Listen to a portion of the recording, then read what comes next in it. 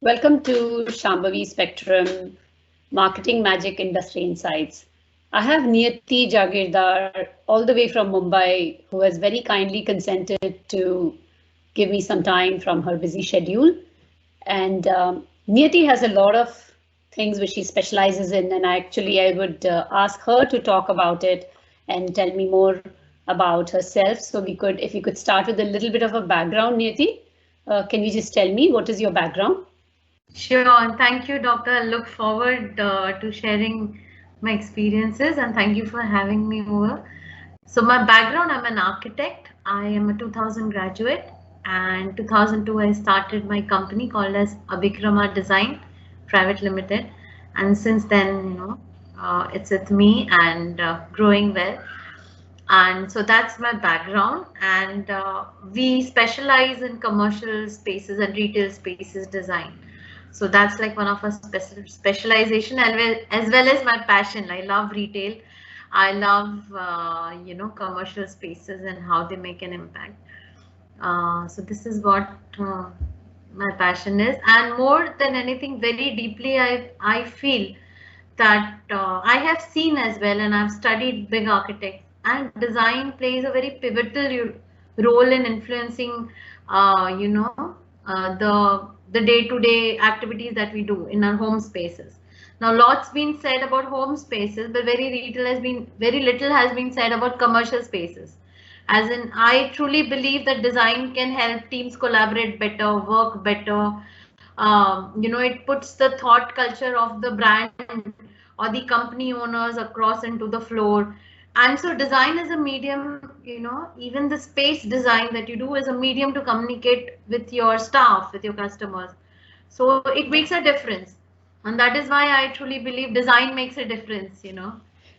I'm so glad you brought up this word design and like you've used it because something design is a word which I think is like so complicated. There used to be one time when design had a very narrow scope and a very narrow meaning to what design meant. But over a period of time, and as you have used it yourself in the last couple of minutes, in giving it various levels, giving it various aspects and various depth to it. I think initially from my times or my generation, design was more like related to hotels and stuff like that. And then you wouldn't believe when I came here 30 years back, I saw that even the hospitals, they look like hotels. The entrances were, the way the look was, which was very calming for the person. There was no kind of fear factor which would come in. And then now when you speak about design, I'm really very curious to know that how has your journey been? Like, I mean, from the time when you graduated as an architect to now, what are the changes that you have seen in design? Uh, in terms of environment, I would say firstly, I have evolved. So everything is a response to us, to the environment, right? So, let's talk a bit about my journey, then I can explain you how design has evolved.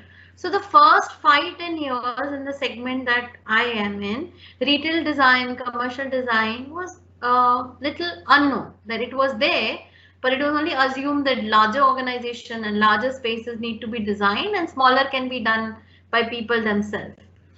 And slowly, as we had more international exposure and access to materials, and a lot of innovation that were happening. So a decade back, things did change. People did realize that there is depth to design and there are layers to design, and design is sensory, visual, ergonomics included. There's so many aspects of design where you put your branding, if for example, is a part of design where you're communicating with the customer or your staff or where you're inspiring them. So that became the perspective, plus the person enjoying the design changed, right?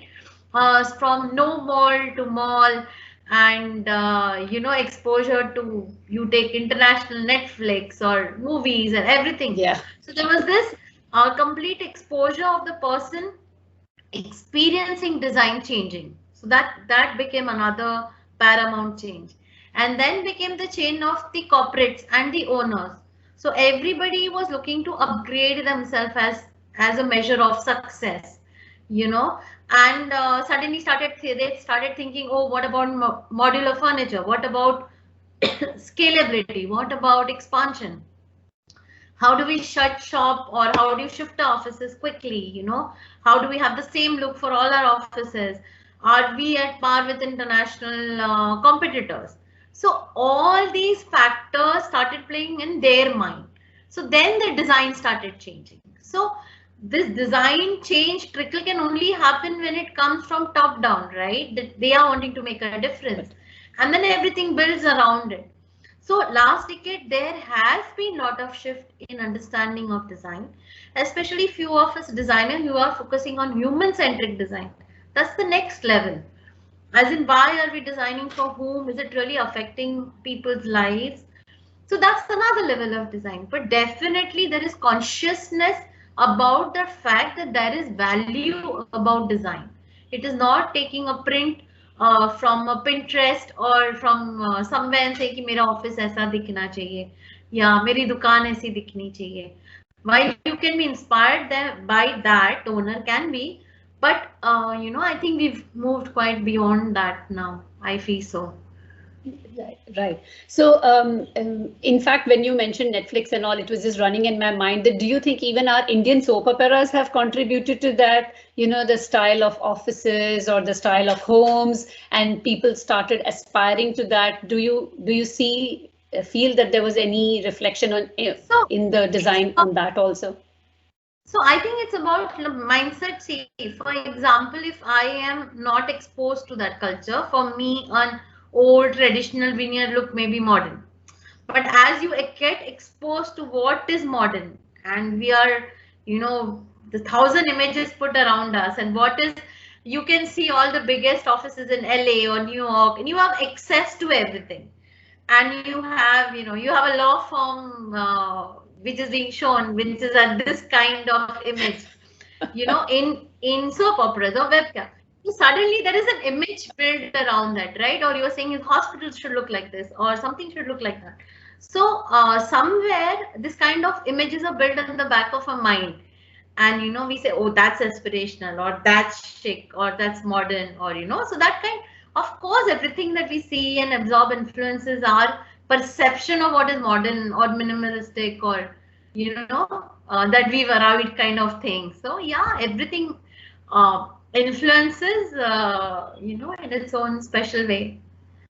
And what do you think the importance of convenience in all this? How have we moved in a trend of giving more importance to convenience, or has aesthetics taken over? I think small companies, small firms who have employees between 5 and 25 to 50, they still are little hungry about convenience. Okay, but when you reach larger offices, larger corporates or larger retailer, then it becomes, much more layered. It is about customer experience. It is about employee satisfaction, and, it is about their brand image. And of course, there is a bit of convenience there. I'm not saying it's not there, but there are other parameters. So the weight shifts to other parameters as well. Where in a small organization, it should be about convenience, paramount, and then the rest of the thing comes in. So yeah. Okay. So you being an entrepreneur with your own company, and my focus basically is on marketing and how you use your marketing and things. So let us start with your brand name. How did you choose this brand name? What was the significance of that? So the brand name means Abhikrama, means a new beginning in Sanskrit. And when I selected it, for me, I was very, at that time, you can call me starry-eyed or whatever. I was very clear that we need to create something unique for a client, which is as per the client's expectation. And everything, we are like the dream makers, right? Shilpkar. So architects are Shilpkars. So we are the dream makers, or reality makers for your dreams. So I felt that we are helping the client achieve his dream, whether it's a home, an office, or a retail showroom. So it's a new beginning for him, and then everything like fell in place, that it was a new beginning for the company. And it just meant on a larger scale that we would always, be reinventing ourselves. It will be always a new beginning for every time we move forward.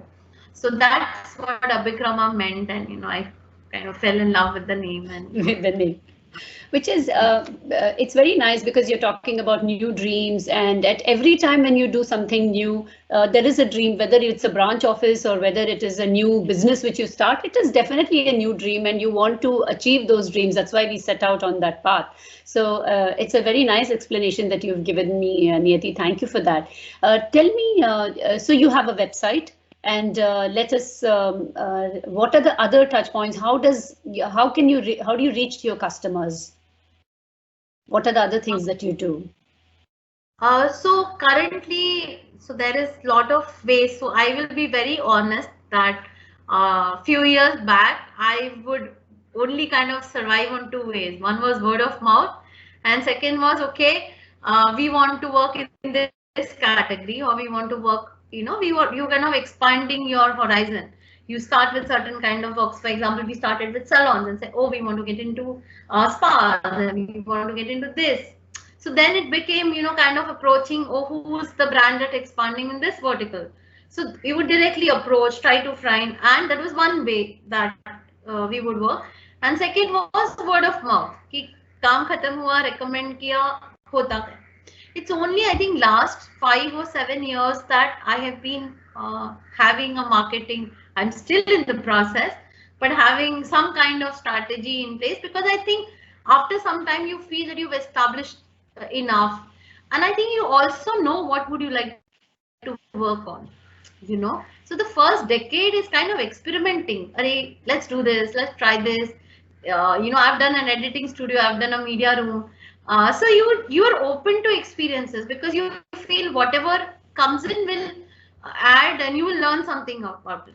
And after a few years being in business, you say, oh, you know what, I would really love retail, and that's like my passion. So then you focus more on marketing that, and the rest of the jobs come by traditional means that you're already working for. So currently, I just wanted to share with you where we are, so that you get the marketing strategy. Right. So the word of mouth has become word of mouse, right? And that's how we talk about the fact that you need to have a website. It establishes your credibility, and then how you use your website. Do you do a blog on your website, or do you do a blog anywhere else?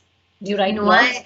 I haven't done blogs, but this year I will do blogs. I will be absolutely honest with you. I did not know my LinkedIn and Facebook password till before the lockdown, because I was barely active on it, right?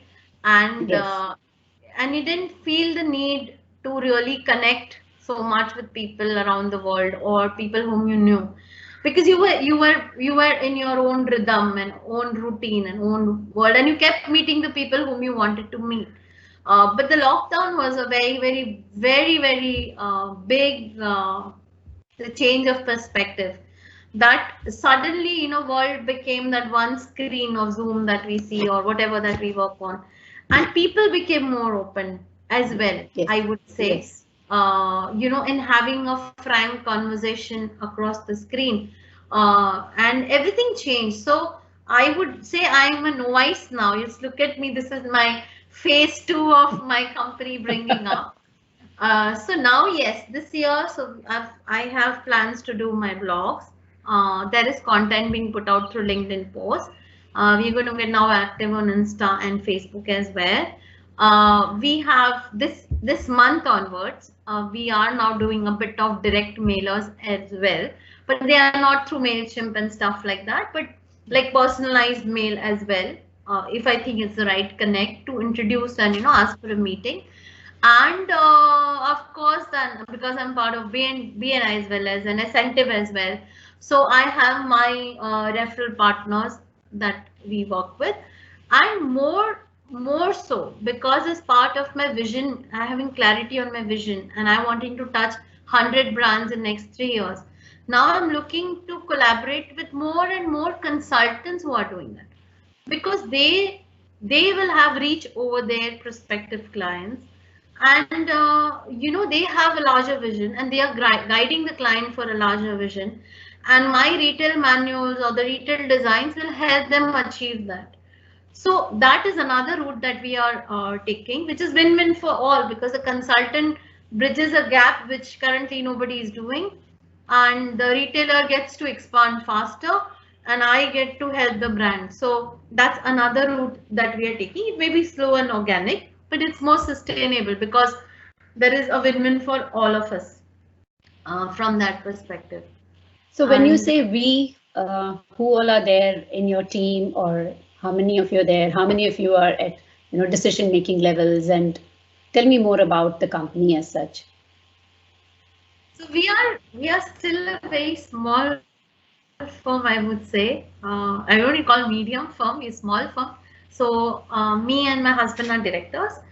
We are a team of 10 below us, and 2 support staff, and one miscellaneous admin person, and essentially the rest 6 or 7. They float between 6 and 7, but they are my key design staff. And so currently the bulk of marketing goes between me and my husband only. We are not outsourcing the marketing because ours is not product-based marketing. Ours is more value-based marketing on that. So we are handling the marketing. But see, our marketing is not I can't market. So ye chahiye aap close karo, nahi. So almost it takes third or the fourth meeting to come to some kind of discussion. Okay, this is the scope. Now you quote. So we did. So I saw my role. So what is the role of in my company is to grow my company, lead my company to the next horizon. We want to be certain turnover company in 5 years. That I need to achieve, and I need to grow my employees as well. So जो office boy था वो supervisor बने, जो single draftsman है वो team leader बने, you know. So I have decided my role, and plus I am also the design direction. I also, I don't micromanage, but I have a sense of leading where the design is and interpret how the client is asking.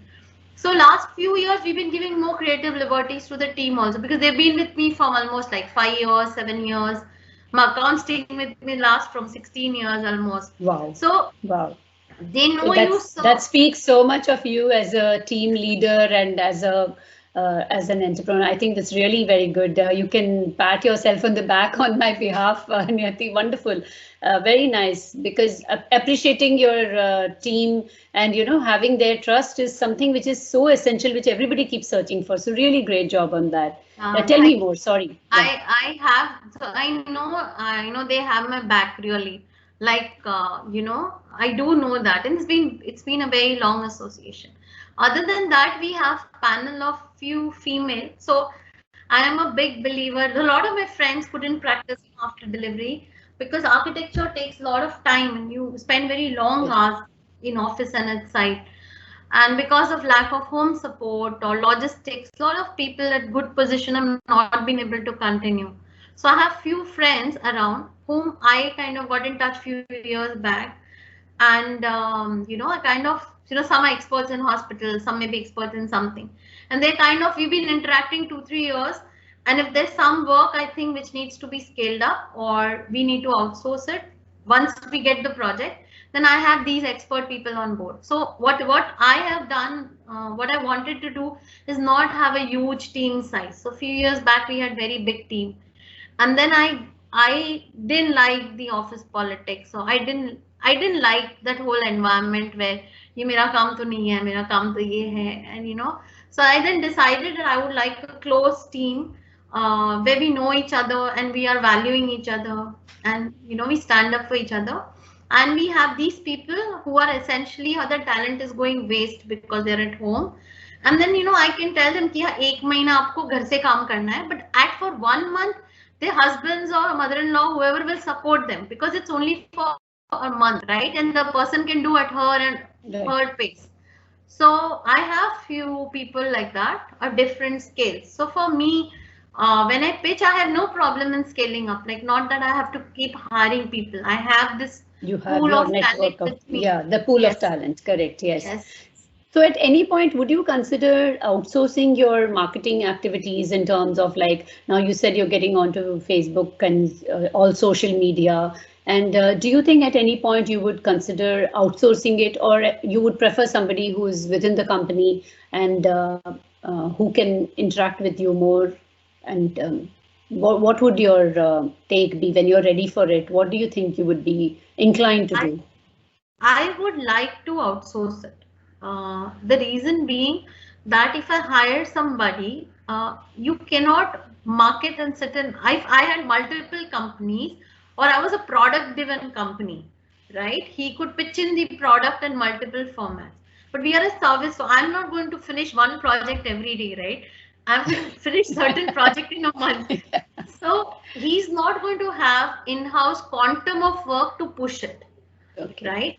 So logistically, it doesn't make sense. Right now, I'm managing it for, I've not reached that scale, but the way I want to go, I see in next 6 to 8 months, I will then outsource it to somebody, because then he's only working, say 5 hours in a week on my project, right? He doesn't need more than that. And also because he's exposed to many other sectors, right? He would have certain more understanding of the consumer behavior or the target audience or the medium or the process, right? So I always believe that you should hire consultants and experts, because they come with certain experience with them, and they charge a money for it, and we are consultants, we charge money for our expertise, right? So I'm always happy to do that. It's just that right now I don't think I have reached that scale, because we just started, like I said, our marketing online started with lockdown. So I think another 6 months or 9, like I said, we will then outsource the entire thing, and I will have a strategy in place. Okay, this is how we want to market, and I will not hire someone to implement.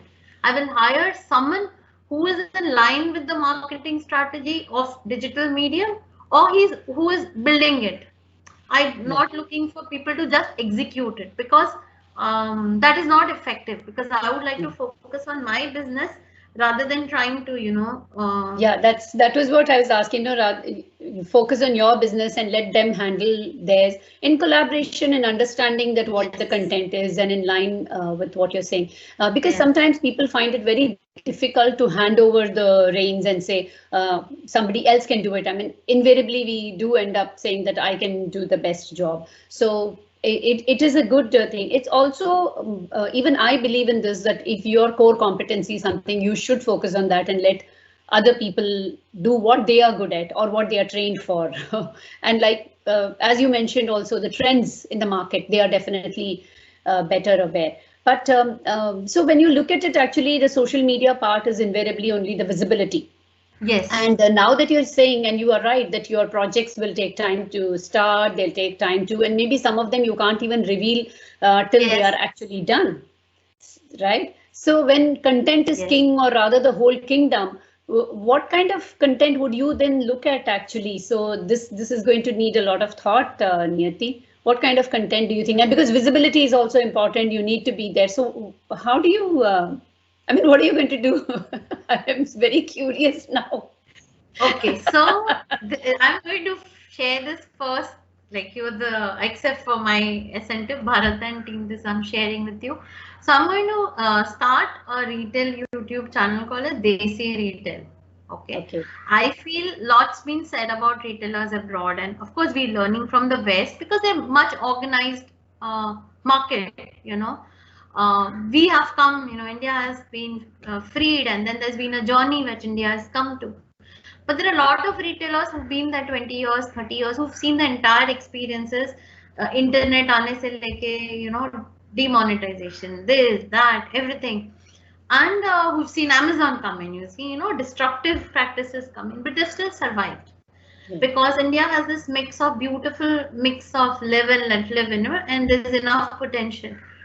So my endeavor is that, because I really, really love retail, and I love retail strategy, I love everything that's got to do with retail is what my passion is. So this YouTube channel is where I'm going to showcase their journeys, their experiences, And then I have specific questions too, like, you know, you would ask me on marketing, I would ask them on their disruptive things and stuff like that. And I would like to inspire other retailers, homegrown brands who want to become bigger. So that's going to be a big part of my content coming through, because that's very close to my heart. And second, like I said, I have a strategy to write content. Like I said, start writing blog and ideas. Like I presented in one of our forum how architects can think about getting into the business, right?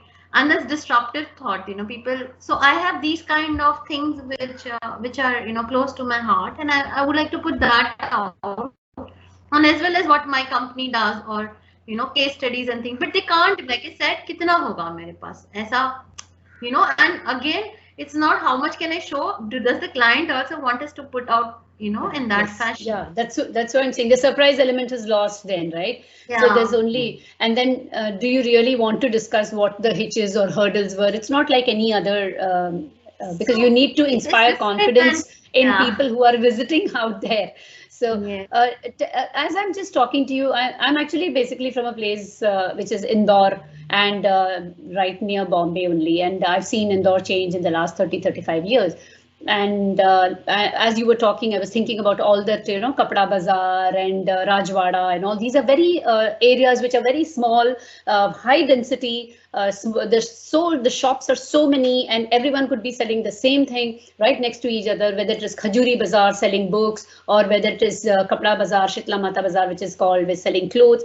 And but each has a customer relationship, and you would go back, they would remember you, they would do that extra bit of maybe even have your clothes stitched in 30 minutes and give it to you. That kind of customer service was like, you know, is very common. And Indore is, as you know, it's like a mini Bombay. Yeah. So, and I'm just comparing that. So when I go to Indore, I still go back to these shops, and I'm comparing this with an experience of, let us say, the malls, where you have all your food courts, and where you have all your all the shops which you want to go to. It's an experience, it's supposed to be. And then you realize that though it's right in the middle of the town, and you're very happy that you're able to shop in any of these international brands. However, what happens is, we know that the rents are very high, and it's not everybody who can afford to take shops here. And if they do take, then their prices are up. And you know that you're paying for his rent more than what you're paying for the product itself. What do you think about it? Is this trend to stay? Will it continue, or India will always be a mix of? What do you think? See, I'll tell you something. There is an old school, okay, and there is a new school, right? There are some who are fond of going to the bazaar and ticket, and probably it will be you and me and certain people. Youngsters, the last, I think right now, people who are between 20 and 30 currently, okay, they have a very different mindset, right? For them, convenience is paramount. Right, it could be from online, Amazon, or it could be for going into the mall. And for them, they are a kind of a bit brand conscious. You know, oh, I'm wearing an H&M, I'm wearing a Zara. You know, I've bought a Zara kind of thing. And it is there currently. That is the look. The teenagers who now like started working. The biggest thing here is money is at their disposal. Right, the parents have done well, you know, and they've started off jobs as well, but there's no money constraint at home. They don't have to give the money back home or do something for the home. The next generation, so the better generation of, you know, economic security which is there. Like for me, if I go back and see my grandfather, to my father, to me, to my daughter, like I flew when I was 29, my daughter flew by 7 years, she's already, you know, been across the globe, right? So that kind of exposure these children would have had, and they have this money, and they have everything. So for them, the other part of life, going and seeing, has no charm, right? Neither the parents have taken shopping there or done something. So everything that we do is sensory and associate to our memories. They have no such memories or something implanted that you feel, "Arey chalo aaj Crawford Market jaake material dhoondte hain." Like, right. You know, that kind of excitement. So, or building something or doing something. So this is going to continue. This part is going to grow in the mall way, right? And there are going to be some who say, no, I want something customized for myself. I would still like that feel. I still like that. They would keep going back. And if those mothers or sisters took their friends or their children with them, and they they develop that kind of fondness to go to a market. The culture, the culture part of it, yes. Yeah, if they the shopping culture, But what about from a retailer or a perspective, from what about the fact that the customer service is actually, the loyalty is to the brand, it is not to the people as such. Like I can go to any M&S and then I'm just interested. I'm very happy that I have these loyalty points and stuff, but nobody there knows me, or there is no special treatment or anything. Do you think at some point, maybe another 20 years, people will start seeking that human interaction again, where they want somebody to recognize them? I get what you're saying, but you know what's going to happen? Okay, this segment will stay, but the people for the 10 years who shop like this, then they will upgrade, and then they will go to a luxury shop, right? Where which is they will get more customized, right? So there is going to be this leap that will happen, but these segments will remain unless culturally that happens. See, another very big shift that is happening is that at least in India, people are not even buying houses. This particular age group, they are going on rented houses. Why? They want to be footloose and fancy. Like, okay, क्यों करना है mummy papa का है? Why we need our house? And we spend here. We want a condo which has swimming pool and everything. So their lives are also become very different. Okay, they also want not to be recognized. तुझे क्या है? मुझे मेरा काम करने दे types. They are in their own space. They are in their own world. So it's not. I won't say there's no fault in retailing. If the guy approaches and asks two personal questions, the point is the customer get offended. Why are you asking me this question? Call your store manager. So there is a very, very different thing. And also a lot of younger generation are working faster. They're working as delivery boys. They're working as 18 साल के बाद तो part time job कर रहे हैं. Whatever economic situation you are in, but they have more money. They have the latest mobile phone. They have Amazon apps and Myntra apps and everything installed on their phone. They're very, very aware. So I think the response and the customer experience currently is going hand in hand. They are not expecting to be treated with that perception. With the personal. Yes. They don't want, in fact, you're saying, correct. Which is right, which, as you say, I understand. Yeah. Right. So when they will grow or upgrade to a certain level, then they will shift to luxury store, because that's the journey that they've had, right? I no longer shop at this shop, but I go to this big shop, and at that time you will be given personalized thing. So there is going to be this segment, this segment, this segment. I think all coexist, and there will be spillover from one to the other. Like I will go to a market and buy, I will design my clothes, but I will also buy from website because, okay, I like these two colors and they're casual, I'll pick it up. I don't have really loyalty, but yeah, okay, the brand is good, this is good, I'll pick it up. My daughter likes it, I'll pick it up something. So there will be spillover everywhere. So it is a demographics, the age, your inclination will there. So I think it will all exist. That's my experience. Right, very right. And so tell me, you mentioned about your own organization and what you're planning to do and something. Are you doing anything personally to, where you're upskilling yourself or something which you watch out for? I know you said you're part of networking, which gives you more, should I say, skills which are leadership skills and gives you that confidence and motivation. Anything on the technical side which you're doing to keep up with what is happening or the technology and stuff like that? Are you looking at something? As in learning? Is that learning? Yeah, as a learning, yes. So I have been wanting to do the Stanford or a IIM design thinking course. I'll probably enroll that in April. And that's one thing I'm doing professionally where I want to become. So doctor, a bit about me. So an architect really is not trained for any kind of business, right? Right. We're not you have no idea how to run up. So first time I saw debit and credit, I was like, what the hell is this kind of thing? I still don't know. And then I run a private limited company. I'm a director. I jolly well know my job. So what happens is a lot of things as you grow. So 20 years I've been business. I think I have learned, okay, right from how to market, because like an MBA, you come with that knowledge taught. Yes. Right. And this is on the job. Either you are sponging off a good person around you, or you try and attend seminars or lectures or read. So I read a lot, but this is something this year I want to do. I want to do this formal designs thinking course, because this is very close to my heart. I believe it. That's the fundamentals of the design principle that we offer. And I want to see if a formal training like that can help me deliver better to my clients. Yes, I know you believe a lot in innovation and have been working towards that as well.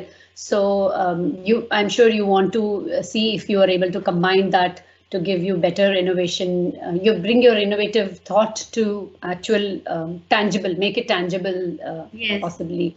So I wish you all the best for that. And I'll definitely be following your journey. Tell me a little bit about your personal front, as in what are your hobbies? And I know you are into writing and you're writing books for children. How did that happen?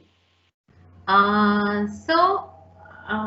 loved children even before I had my child, and I was the big entertainer. But when I had my daughter in 2013, and at that time I started following Rudolf Steiner. So Steiner is a German philosopher, and it's kind of, and then I read about him, and then I read about how our children were grown up in older ages and everything. And so entire thing, when I started looking for books for my daughter at that age, there is of course Enid Blyton and other things. A lot of our Panchatantras and everything had a lot of moral values. Ki usko maar dala, kaat dala, at that age. And I felt that the child till 1 to 7 is too young to understand implication of revenge and death and cunningness and slyness. So I started making up stories which were innocent and day to day, and almost, because I'm Gujarati and my husband is Marathi, almost and English we speak. So I wanted to make multilingual. So I would pick a topic, pick a story, pick a language, pick a topic, and I'll tell you a story, so that she gets to hear more vocabulary in all languages. And that went on for a pretty long time, and I had her friends as my loyal audience. You were recording this throughout? Were you, keeping a document kind of a thing for this? Not really, but there's some which became her favorites, and then she was so smart. She would say, "Oh, the last time you said the elephant didn't sit on the rock." Ending was different. Yeah, I was like, oh, okay, maybe I was a bit sleepy, and then I realized that I have to write it down so that I'm sure what I spoke. And that's how I kept jotting down, and before lockdown, and almost. And how long would these stories be? Because they weren't written out, and I could play it around between 5 to 15 minutes if there is something to be conveyed or something to be animated. So a lot of life lessons I try to put, and her imagination. If you've been to a supermarket, she would say, "I want a scene of supermarket." And she could pick her characters. It was almost like an impromptu story. I would come every day, which had a moral, which she could understand based on her life experiences. Right. So that was the idea. And then I realized that some of their favorites, and not only her favorites, my cousins, her friends, and they would tell me, "Arey Niyati Masi, say this, say this, say this." And then I felt, and I always thought that, I should write. And a lot of people say, "Oh, children's book is difficult and this and that." Yes. I got a lot of rejections even then on the idea. So I want books which are universal, and they are about nature, and they're about basic things. What matters to the child at that age? How do we get empathy in the child? How do we get honesty about it? And and another very basic thing was, a lot of times we tell our children, "You didn't cry, so you're very brave." But if you see the journey, any healing that happens on a spiritual level, all the problems that any adult has is because of inner child issues, right? So Right. I felt a very strong need to address this inner child issues because a lot of parents don't know about it. Yes. So I currently that's being illustrated, but the book says it's okay to cry, my child. So, the idea is that it's okay to cry, right? Why does my Right. daughter have to say, I was very brave, I fell down, but I didn't cry? But it's okay to cry, but what did you do after that is more important, right? So you didn't cry, but you sat in the place and didn't go back to play, then that's useless. And a lot of parents also teach, if you're brave, you will not say a word. If you're brave, you will not cry. You will bear the pain. You will not say anything. And that's kind of we've heard from our elders, right? Keep a smile on your face, bear the pain, don't share, and then you get a heart attack. So just observing the adult life, and I figured out, and of course through my own healing, spiritual healing and meditation, I realized that a lot of inner child issues can be done in a very powerful storytelling ways to the child. The child can find anchor in whatever personal issues they are feeling at that time, and parents get told to talk to them. So this is my inspiration for my children's book. I'm hoping this year I would have then launched them on the website and not. So lovely. So wish you all the best. And when you become a famous author, I'll come back to interview you and ask you more about what worked and how you managed to make it work. Any other hobbies that you have? Any thing which has helped you sustain through, since you mentioned the lockdown couple of times, anything which you had which kept your spirits up and which kept you going through the lockdown, or even in your good and bad times, something which kept the balance for you? Yeah, I would say three things, okay, very clearly. One is cooking. I pour my heart out into cooking for my family, my friends. If you have a team of 20, 30 people coming over, I will not bat an eye. I'll be actually happy. Oh, yes, people are coming over to eat. And then I turned vegan last Feb. My birthday, I decided, no, this year I'm going to I have to become a vegan. So successfully, and now I'm cooking everything vegan as well, including cakes and everything. So cooking kept me, I always joke, if I wasn't an architect, I would have been definitely a halwai or something like that. So I love to cook. That kept me going. Second, I think very, very beautiful was books. I think I would have shriveled out and been in my space entire life. I think in my bad phases, or when my lowest low, or when I didn't have a clue, books are which all kinds of book. I've just lashed on to them and soaked it up, and there have been times I've not left the book till the morning, and it's also sunrise. So that's kind I of. get that. Yeah, and third, I think the family. I think my parents, my husband, my child, my in-laws, my friends, just this love and support around you. My brother, sister, both abroad, but we talk once in 2, 3 days. Just this thing that you can share a recipe, talk about a crappy day, or even say, this fellow did this to me, or I didn't like him, whatever. Just this honest expression of your feelings or your state of mind to people around you without being judged, or they just say, okay, they're not going to comment, but just that sounding board around you, which is so nice. I think this is just amazing. I'm so grateful for an amazing life that I have. But yeah, these three things are just beautiful in life. So thank you so much, Niyati. Actually, when we started, I was looking at talking more about industry and retailing and stuff like that. You've given me a lot of information and insights and on design specifically, and you have also addressed many issues which are related to mental health and people talking about empathy now, and how we need to address that more. And is there anything which you want to say as a parting thought, or some quote which has motivated you always, and which you would like to share with the audience before we wrap up the session? I don't have a quote, but I just have one very strong thing, that everything happens in your life for a reason. Okay, rather than saying why me or why is this happening to you. Always think what can you learn and what can you let go out of it, and move on in life. So we should always look forward and not backward is my advice to everyone in life.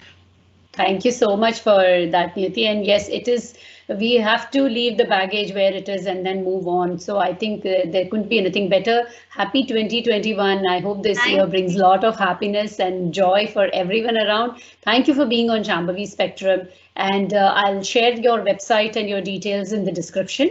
And best wishes. Looking forward to seeing you on the top covers of many magazines as a writer, as a design specialist, and whatever else you wish for. Thank you so much. Thank you so much. Wish you the very best too. Thank you. Thank you everyone for watching. Thank you. Bye.